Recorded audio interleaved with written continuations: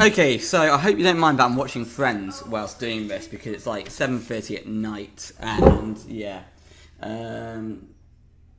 So, let's get started.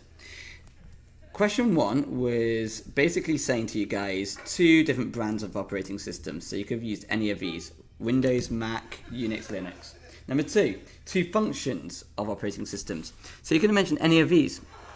That it controls hardware directly, that it provides a user interface, that it hides the complexity of hardware, that it deals with errors, provides an interface between apps and hardware, allows new hardware to be installed and software, contains utilities such as disk formatter, virus checkers, encryption, keeps track of all files and folders on your computer, manages computer memory, and recognizes when new hardware has been attached like a USB.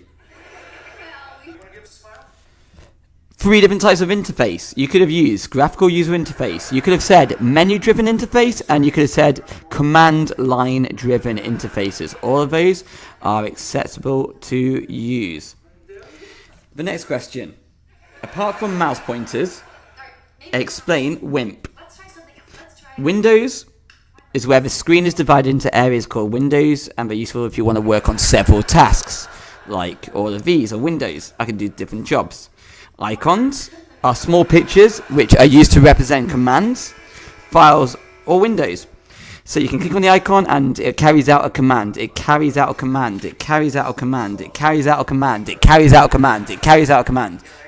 Menus allow you to make a selection from a list. They can pop up and pull down. Look, pop up. Oh, it's not working. There you go. Pop up. Pop up. Oops. Awkward. Okay. One type of help when using operating systems. Well, you've got Office assistants and you've got online tutorials. Okay, so we've got 3 advantages and 3 disadvantages of networks. Advantages: you can share hardware like printers.